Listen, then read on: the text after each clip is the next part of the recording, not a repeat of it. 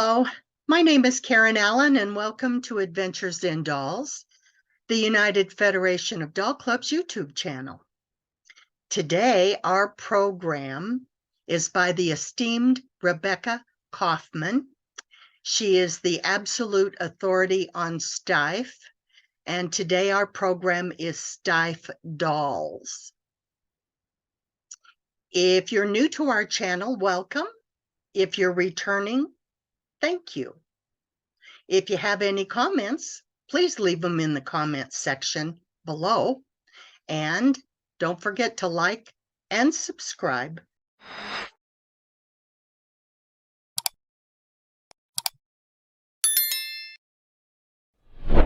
So you don't miss your next adventure in dolls. And now let's get to Rebekah's Steiff doll.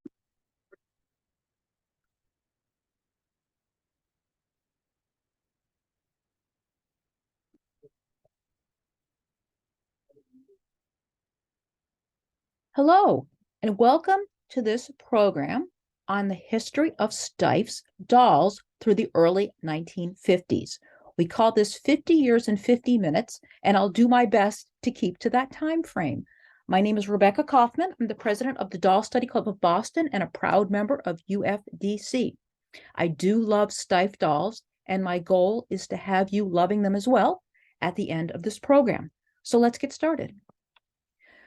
Here's our magical journey today. In a nutshell, we're going to go through the timeline of Steiff's dolls from the turn of last century till about 1950, and those include the character dolls, transitional dolls, proportional felt dolls, Schlappness dolls and displays, which is sort of a special category, which I'm excited to share with you, and pressed felt-faced dolls.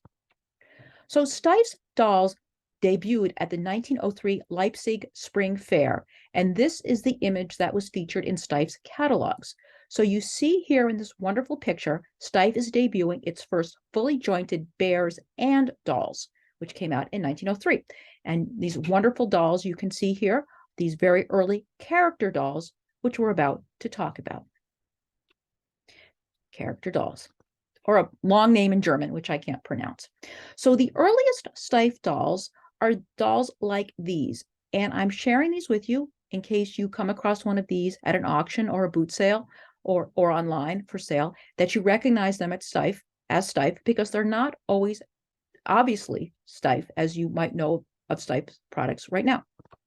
So these earliest Steiff dolls were almost entirely masculine, and the dolls that I showed you in the 1903 Leipzig Spring Fair picture and the ones I just showed you, all guys. They are cartoon characters, soccer players, policemen, firemen.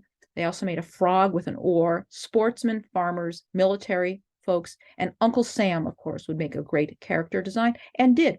This Mama Coffee Cozy was also made as a doll and is one of the only female earliest Steiff dolls in the line. But what you're going to see is primarily boys and men. Here are some features. The earliest one were made of velvet or felt with cord jointing and fist-style hands. Later, they are made from felt with disc jointing and fingered hands, and that's one way of telling the very earliest ones from the later ones. They have a prominent facial seam, primarily vertical, but sometimes horizontal. They have black wood or black glass button eyes. They have comical, exaggerated features, and we'll get into that a little bit more in the upcoming slides, but their bodies are not proportional.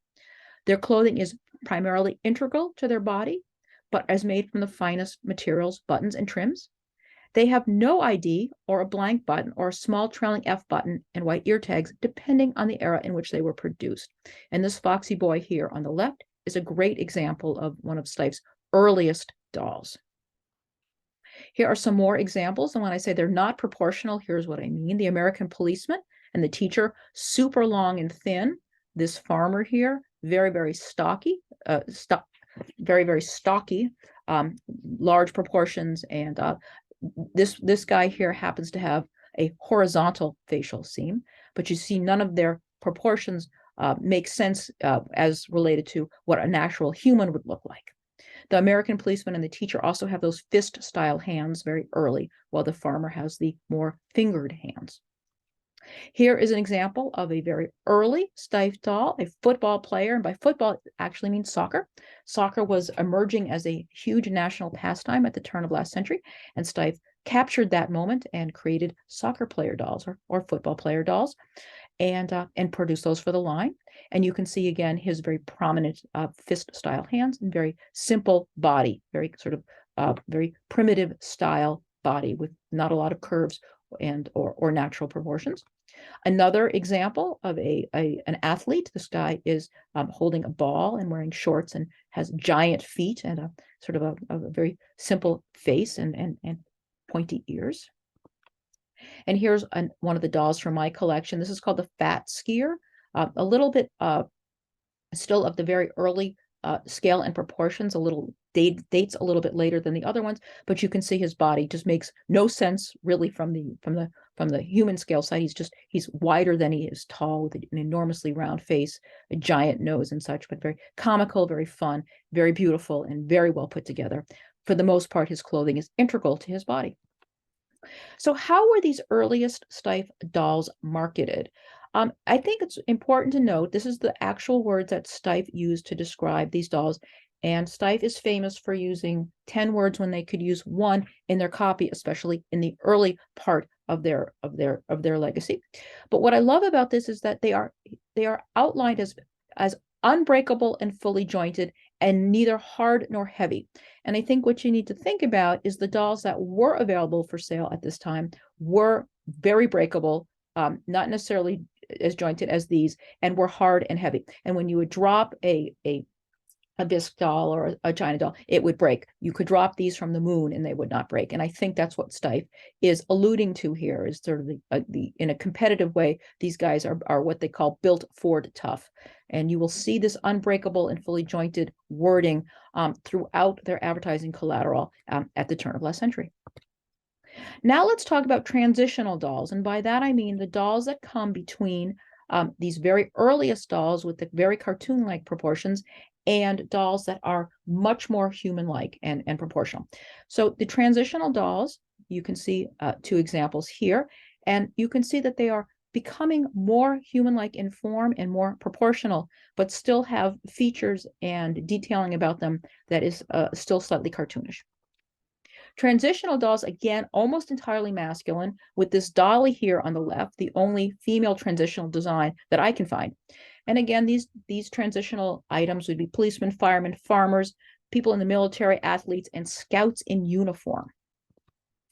Transitional featured, you're going to find they're felt, they have disc jointed, and they have fingered hands by this point. And this is a good example of the fellow on the left here with all of the above. Prominent facial seams, black shoe button, glass or glass pupil eyes, depending on the era in which they were produced. Toned down, but still slightly exaggerated features. And so you can see here, this guy has really large feet, a really large nose, and really large ears. And his belly is kind of, and chest is kind of barrel-like, not necessarily human-like in proportion, but getting there. Their clothing is loose or integral to their body. And again, they all have these wonderful attention to clothing details and accessories. And for instance, things like they have the buttons on their jackets, they might be carrying swords, they might be wearing belts, they might be wearing laced shoes and such. All very, very close attention to detail. This is a wonderful transitional doll, Boy Scout Bob here, who's pictured on the right, and that's from my collection. And Boy Scout Bob was based on the Boy Scouts, the outfit of the Boy Scouts in London at the time, at about 1909, 1910 or something. The Boy Scout in the middle is the actual picture of the outfit. You can see is a hat.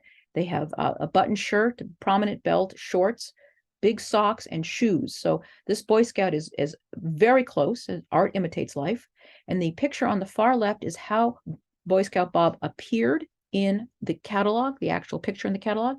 The one in the middle is the picture in which it was based on, and the picture on the right is the doll in my collection. And as you can see, it's a very good fit, and Steiff did a great job translating the Boy Scout in the London in 1909, 1910 into this wonderful Boy Scout doll.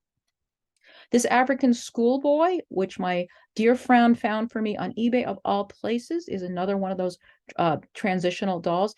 You can see the human-like proportions starting to come out, but there's still some exaggerated features. of the era. This doll is really wonderful, and because of his size and because he was designed to be sitting at a desk in a schoolroom vignette, his knees are jointed so he can do exactly that. And here is that wonderful vignette. You can see the schoolboys sitting in their desks and having a lesson in what looks like multiplication. Some of them are paying attention and some of them are not. This is another transitional doll. I call this guy, he is called the kicker, and or the one that got away. And this is the doll that got away for me. I've always wanted and loved this doll because I love Steiff Dolls, and we live practically on the Harvard campus, and it's a part of our life. So I thought, how wonderful to have a Steiff doll that's designed after a Harvard soccer player. But of course, he got away, and that I've always regretted that. But I have these wonderful pictures of him, and here you can see he's got almost human-like features and such. His eyes obviously are googly and very playful. He's a little bit rounded, but he has wonderful clothing, and look at his shoes. They're like made by Ferragamo. They're so beautiful. Anyway, this is the one that got away, and a transitional doll, Harvard kicker. Now we're going to move forward to the proportional felt dolls, and these dolls basically fall into three categories. But as you can see, they really do reflect human proportions. They're not cartoon-like, they're not exaggerated. They're very, very lifelike, they're very endearing, they're very beautiful and such. And basically, there's three different types of proportional dolls that fall in the 1909 through late 1920s era. Military dolls, in other words, soldiers and such. Children and students, many people are familiar with these wonderful children and student dolls, and actually the UFDC Museum in Kansas City has two beautiful children dolls. And adults, professions, and lifestyles. So those are our three types of proportional dolls. Proportional dolls, for the most part, are very charming, are very lifelike. These were produced in an enormous number of sizes, from 22 to 75 centimeters over time. And again, all human proportions, beautifully made. They have vertical center seam faces, fully jointed. Mohair wigs, either short wigs or long wigs, glass or shoe button eyes. For the most part, their clothing is extraordinarily well made and removable. Girls are detailed with hats and shoes. Always, it's wonderful. They're always ready for a date or something like that. They always look adorable or well dressed, or a party or something like that. And their IDs were be a small trailing F style button and white ear tags. The chest tags did not come out till the 20s for the most part. So let's take a look at the proportional felt children and students. Here are some felt kids for you to take a look at: Hans, Olaf, and Meta.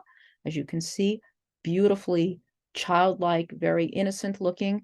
You can see the children have parallel to their eyes coming in horizontally are two little stitches, two little seams, and those were designed to give the children's face a special roundness and plumpness and endearingness.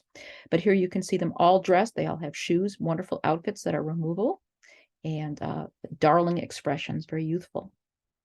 This is very interesting. So Steiff, for the most part, made their children and their felt dolls at this time entirely of felt.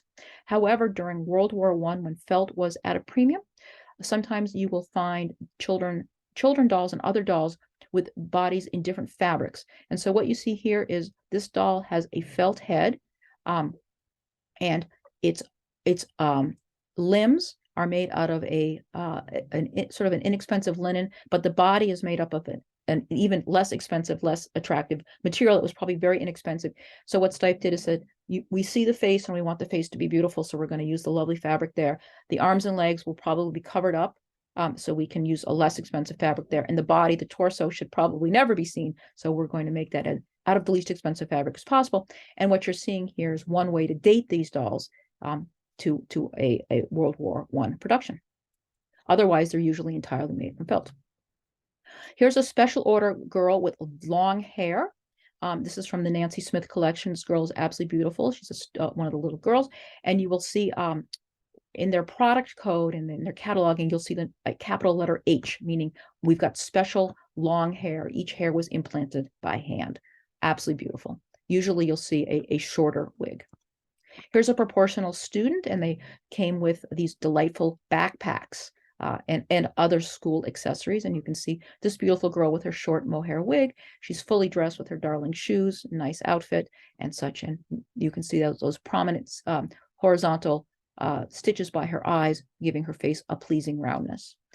So those girls were produced, and boys, for a schoolroom vignette. And this is a mailer of the vignette. And here you can see the teacher with the students, all the boys in one part and the girls in the other. Some are gossiping, some are paying attention. And the little girl on the left must have done something terrible because she's in the corner crying. Feel badly for her. But this is a mailing that went out to different Steiff customers and dealers and such, announcing this product, this wonderful vignette. And here you can see a detail of the vignette, the students and the backpacks, as I showed you previously. They were sold, a smaller one with 9 dolls as pupils and a teacher, and a larger one with 13 pupils and a teacher. In 1910, Steiff sold 45 complete sets of these wonderful items. And here you can see one that sold for $50,000 at auction in 2012. And I'm sure it would be much more today, but just absolutely beautiful. And you can see the exquisite quality of the schoolroom and the school children. Here's some kids, proportional student kids advertising. Here's some nice kids playing in a rabbit hutch. Adorable, from about 1913. This is a proportional doll pincushion, a student with a pincushion on his back. Steiff would create pincushions out of standard line products by tying these sort of backpack baskets on them. You could stick your pins and such on them. This guy is from about 1917. Absolutely beautiful. Here's a very rare Steiff proportional clown doll, really beautiful, and sold at auction several years ago, and really quite beautiful. And you can see the childlike face with the horizontal and the vertical seam stitching. Just lovely. Here's a proportional child coffee cozy. So the inside of this would be hollow and lined in thick felt. And again, you can see a wonderful childlike face with his seams and his short mohair wig and fingered hands, probably from about 1910 to 1915. Absolutely beautiful. And a very large display child. You can see the seaming again on his face and his Steiff look and feel dressed as a harlequin. This guy's 40 inches tall, super huge, probably was designed as a display for a window or something like that. And this is super cool. This never went into production. I received this as a picture from a friend. This is a topsy-turvy Steiff, probably from about, maybe 1909 or something like that, where you would have two dolls in you could flip the dress to a different doll. This would never went into the line. It probably would be very expensive and very complicated to manufacture. But the idea that Steiff even considered making a topsy-turvy is extraordinary to me. Very exciting. I would just love to have this in my collection. My heart hurts for it.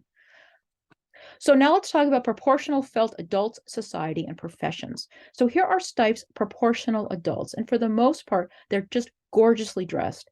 And the adults, for the most part, are sort of aspirational.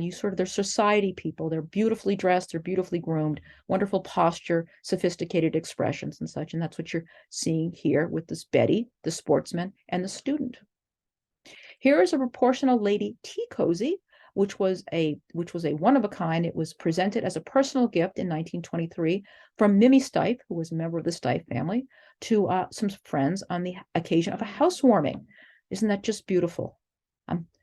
Would just love this as well. And again, her skirt is hollow and filled with and lined with a very thick felt, which would keep the coffee, tea, or chocolate pot hot as it was being served. Here's an advertising photo of proportional adults. And again, you see it's sort of aspirational. They're playing tennis. They're in big hats. They're having tea. Quite lovely. Here is an advertisement featuring, again, those adult dolls. I'm not sure why someone's fully dressed like this for the beach, but who knows? They're in their top hats and coats in the beach, but a lovely picture nonetheless. Absolutely beautiful. And here is a postcard that was used for a trade fair in 1912. Steiff created the entranceway display to this trade fair of the toy area, and they created this scene of the postman arriving with these wonderful horses and these society people emerging from the coach and such with helpers and assistants and such. Simply beautiful. And that theme was carried into some advertising as well. So that was a postcard you saw in the previous slide. And here's the same theme as a print ad from about 1912 or 1913, where folks who are gorgeously dressed, these adults proportionally, are emerging from the coach. Proportional felt military dolls. So We talked a little bit about the transitional and proportional soldiers, and here's a really fine example of that. The guy on the left in blue is from 1909 and is transitional, and the guy on the right in brown is from 1914, and he is proportional. And you can just see the scale has changed ever so slightly, but the fellow in the brown uniform is clearly more, or is a better translation of the human form in its right proportions. Look at things like the feet, the ears, and the belly and such. Very, very different, but very beautiful in both cases. So the military dolls were an important part of the Steiff line from about from the turn of last century through about World War I. Uniforms are mostly integral to their bodies. Those over 20 inches tall had jointed knees so they could sit or display nicely. So Steiff did a phenomenal job of creating the actual military outfits from many, many different nationalities, including German, Scottish, Moroccan, Turkish, Dutch, Russian, American, Belgian, French, Italian, and Austrian forces. So you could tell the doll by the outfit it was wearing. And over 100 different designs appeared in the line with different ranks and different uniform types manufactured. So there would be different tiers of the military per nationality and such, and per size and such. Absolutely beautiful. And it's interesting to note that after the year of 1915, these were required to have sort of a handsome, boyish look to them, and that probably had to do with the fact of World War I, and Steiff didn't want its soldiers to look scary.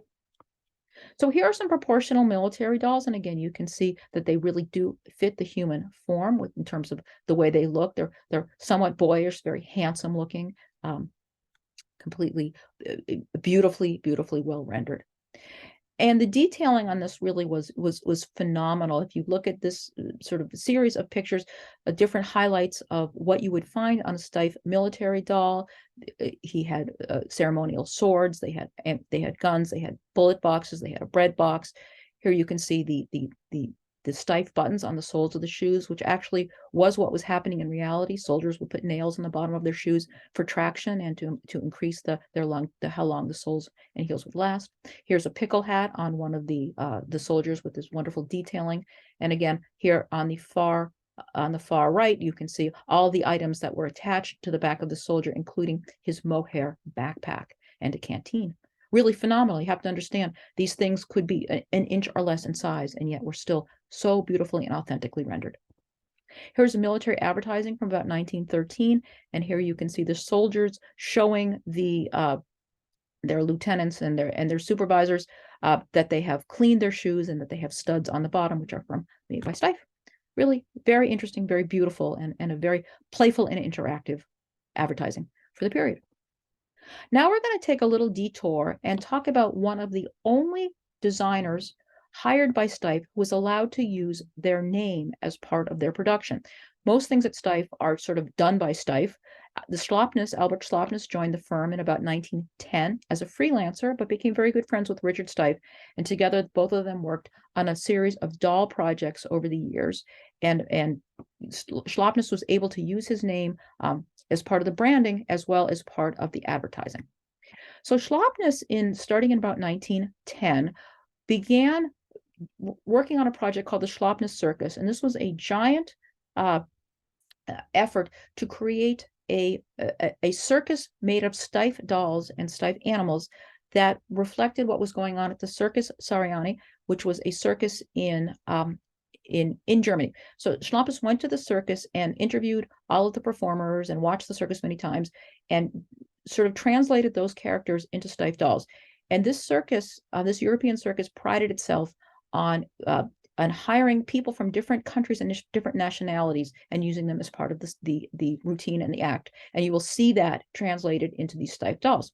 So here are a number of the Steiff dolls from that circus project. And the Hungarian in the middle is really an amazing doll. If you look at him, he's got this giant fuzzy black beard, but if you look at him, it goes down to the bottom of his coat. And I believe that beard actually probably did extend to the bottom of his coat. He's probably based on a Hungarian performer at this circus and was translated into a doll by Albert Schlappness. So here is Green from the Schlappness Circus. He's a 43-centimeter circus footman, so he would do odds and ends to keep the circus running. He has a felt head and body, a wonderful wig and mustache. He's fully jointed. He's got a fabulous outfit. Look at the number of buttons and detailing on him. Just amazing. He's got a felt cutaway coat, pants, vest, and oilcloth spats. He came in a number of different hair and jacket color combinations. And he was probably named after a real life circus footman because nothing about him is green, but perhaps his name was green in real life. Here's another Schlappness circus figure. This is Coloro the clown. And Schlappness designed everything about this, including the material that was used on his outfit. And if you notice, there's a bear with a circus ruff, clown ruff right on the front, and there's an elephant on the back. And that is not random. Schlappness designed this fabric, and which was later made into these outfits for these wonderful clowns. And here's another sort of ethnic doll created by Schlappness. This is the Chinese acrobat. He had a wonderful long braid, a silken outfit, and these fabulous shoes. And you can see the ethnic features on this doll as translated by Schlappness. This was a real life person who was made into part of this integral and wonderful part of the Steiff line in the early 19-teens. Here is an advertisement featuring some of the items and people from the Schlappness circus. You can see some clowns, and I think you can see green here by the elephants, and you can see the acrobats hanging from, hopefully it's not their hair, I'm not sure, but it looks like they are hanging from something, and that is all part of the Schlappness circus. And here's another picture of that wonderful circus. It's very funny, very comical, and this would have been set up in store windows or in stores for people to come and look at and see what great work Steiff did in terms of these gigantic displays. The other thing that Schlappness did, amongst other projects with dolls, is created something called the apricot reverse painted doll. And here you can see an example of these dolls, and they're very lifelike and they're very childlike. They had a celluloid head and a felt body. They were designed in boys and girls. They had winter, summer, fall, and sleeping outfits. They also came in ethnic outfits, clowns, and as African-American dolls as well. And here you can see two other of these beautiful dolls. So they had the proportions of a 3-year-old. Steiff purchased Schildkreuth BBN blank heads. These were marked with a turtle, Germany, and the number 32. Steiff would drill a hole in them and would paint them from the inside. And what this allowed the heads to do was to take on a wonderful glow from the paint, as well as the paint would not chip off the dolls. So that was Steiff's way of sort of adding a warmthness and a longevity. So the doll would then be after the head was reverse painted, it would dry. They would stuff it with Excelsior and reattach it and then attach it to the body. The doll is 3 ways jointed, meaning that the head and the legs are jointed, the arms are floppy, and the clothing is removable and really very well made. The IDs included a plastic barefaced chest tag and a red bracelet, and you can see that red bracelet on Ernst in the front. And the overall production was less than 10,000 units. They did not make a lot of these. These clearly were very hard to make, very time consuming, and probably very expensive to do so. A couple of more examples of these reverse painted dolls by Schlappness. Here you can see an example of the barefaced chest tag that this bear is wearing. These are really rare and hard to find. What tended to happen is that children would drop them, and even though that they were very durable bodies, the celluloid heads would crack. And who wants a doll without a head? So these are so incredibly rare. I've only seen a few in museums and such. I would love to have one in my collection, but they are so rare and so far between. I've looked every time I walk into a show or a sales room. I look for one, and so far no luck. Anyway, here's the apricot doll catalog page from 1924, and you can see the different seasons that they're dressed for, the winter and the summer and such. You can see the clowns and the sleeping versions and such. Absolutely beautiful. And again, you can see in the writing, it says Steiff Schlappness Puppen. Very unusual for Steiff to give credit to the designer. And here is a doll advertisement from 1924. And you can see a beautiful Schlappness doll with a teddy bear and pulling a sparrow on wheels. Absolutely beautiful. Now we're going to look at the last type of doll that Steiff produced pre-war, the pressed felt-faced doll. And here's 2 examples of these dolls. And again, these were in the line from about 1936 through about 1950. Here are 2 lovely examples. Most were made in all felt, but like we saw in World War I with the felt doll children production, where some of the dolls had linen, limbs, and bodies. You might see that as well in the early 1940s when felt really was at an incredible premium. So on the left is Rosal, who's all felt, and on the right is a beautiful girl who has a linen body and a felt head. So here are some examples of the pressed felt faced patterns. They came as toddler girls, toddler boys, evil clowns, which I will show you, different than nice clowns, a gnome, a chimp, and a few others as well. And here's Hansel that you can see in the catalog advertising, and here's Hansel from my collection. Just beautiful. So here are two of the press-faced dolls. These dolls were exhibited in the Steiff Museum in Gingham. Again, they're three-way jointed, meaning that they're head and leg jointed. They have felt or linen bodies, depending on their era of production, glass or painted eyes, and mohair wigs. They are they were conceived as idealized rosy toddlers. They were made in 2 sizes pre-war and 1 size post-war. They had removable, well-made clothing, and made pre-war in 27 versions, with 20 girls and 7 boys, and post-war 8 versions, all girls. And the way these were made is that the face was created out of a piece of felt that was heated and moistened, and it was pressed over a mold of an idealized child sculpture. And so that face would take the form of the felt would take the face of the form, and then the Steiff would let that dry, and then they would back that face with a plastic mask so the features would hold themselves, and then attach that to the head, and then attach that to the body. And that's how those pressed felt face were made, and obviously painted with rosy cheeks and other detailing. Here are some pretty examples of a boy and some girls of the pressed felt pre-war production. And again, they're all quite charming in their little outfits with their shoes and beautiful removable clothing. Here are some IDs that you would see on these pressed felt faced children. You would see a red rubber bracelet with a yellow tag with child's name on it. The 35 means 35 centimeters. And you see the button there on the left. And Rosal, that was the bare-faced chest tag. It's called a watermelon-faced bear because it's kind of shaped like that, with the name imprinted in red. The pressed-faced dolls made the cover of the catalog from about 1940. You can see this little girl sitting here on the left. What's interesting about this catalog from 1940 is that none of these items that you see on the cover of the catalog are new, but they're all very cornerstone items to Steiff. And I think what they were saying with this illustration at this time in 1940, which really was not the best time in the world anywhere, especially in Germany, given World War II, is that Steiff was still in business and was able to produce these items that were cornerstone to their production and sort of their bread and butter and their brand. So it's an interesting arrangement of items and what they chose to illustrate their cover with. But it's great that this doll was on it as well.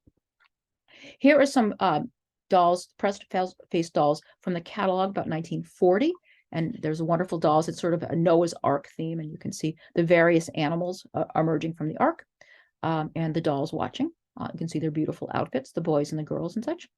And it's interesting to note that these animals, which were usually all produced in mohair, you see some various materials in the line as well, wool plush and artificial silk plush, because mohair was challenging to get at this time due to supply chain management issues. Here more advertising for these delightful dolls. Here on the left, you can see a brave little boy wheeling two big cats, and on the right, a bunch of the Steiff dolls, the pressed-faced felt dolls. And the lower right-hand corner, you can see the evil clown. This is the evil clown. And why is this clown evil? Well, he's not really evil, but he looks a little bit more scary than the other little clown that I showed you previously that more resembled a child. Here you can see this pressed-faced felt clown produced in the same way with the felt over a die backed in a plastic mask. He was made as a puppet, a roly, you can see here, and a fully bodied clown. Here you can see that pressed felt faced clown as a roly and as a full bodied item on the catalog from 1940. Also in the pressed felt faced category, in a line that was produced, is this gnome, and he is unjointed and he's made from with a felt body and with a full mohair wig. He's very rare. He was produced from 1937 through 1941, but I wanted to share him with you because he is also produced as Steiff doll with a pressed felt face. I've only seen maybe 1 or 2 of these in my entire life. These are super, super rare. Even rarer is this pressed felt face doll prototype. This never went into production, but you can see it's a wonderful pressed felt faced doll with her hair, and she is in a teddy bear body. I'm not sure if that is an outfit that's removable or if that's integral to her body. I'm just not sure. I don't have a lot of information on her, but she is extraordinary, and she never went into production. But boy, would she be a wonderful crown jewel in any collection. And this is a prototype of a pressed felt faced doll that never went into production. This little guy here, this little gnome, has a most interesting face and profile. Of course, he has the same construction with the pressed felt over a die and with the plastic mask behind it. But he never went into production, and he was made in 2 varieties, with and without a beard, and slightly different outfits. But as a prototype, he sold for over $9,000 at auction just a couple of years ago because he's so rare and so unusual. Well, that's what I have for you. Thanks and Teddy hugs. That's what Steiff produced in terms of its pre-war doll line. Please reach out if I can help you in any way with your Steiff dolls identification or tell you a little bit more about it. Here's my email and my blog and my website, which is a resource for people who love and collect Steiff. Come learn more. And as always, it takes a village to create anything of interest and value and beauty. And these are the sources that I used for photos, ideas, inspirations, and such to make this possible for you. Thank you, and bye for now.